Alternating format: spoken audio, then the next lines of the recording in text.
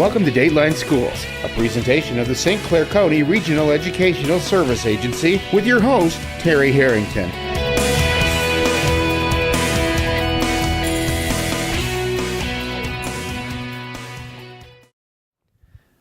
All this week on Dateline Schools, we're visiting the East China Public School District and learning about the MEAP tests that our students will be starting to take next week here in St. Clair County and across the state of Michigan. And tell us all about it, my special guest is Brenda Tenniswood. She's the Assistant Superintendent for Instruction here at East China. And obviously with this kind of test, there aren't books and notes and those kind of things that kids can be studying at night. So how are you preparing the kids for these tests that start next week?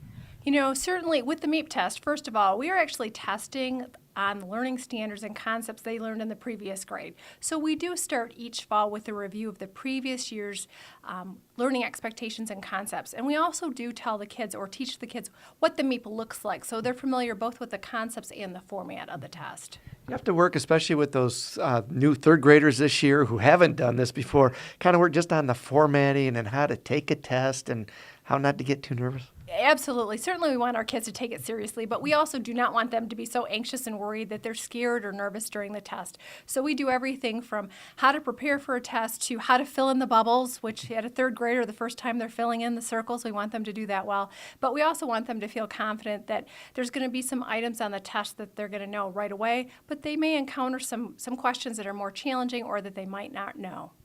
What do your staff have to do, too, to get ready for these things?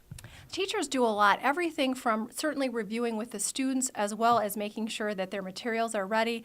Our building principals are responsible for getting the test booklets once they arrive into the building organized and kept secure.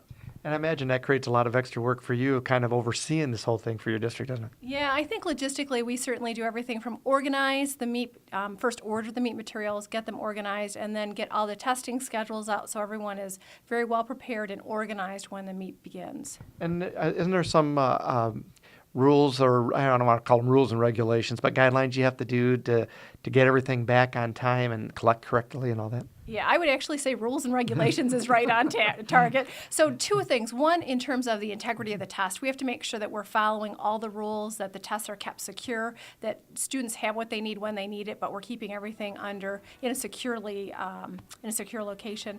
And then there are very tight deadlines as far as us as a district returning the material so that the state then can process and get the results back to us quickly.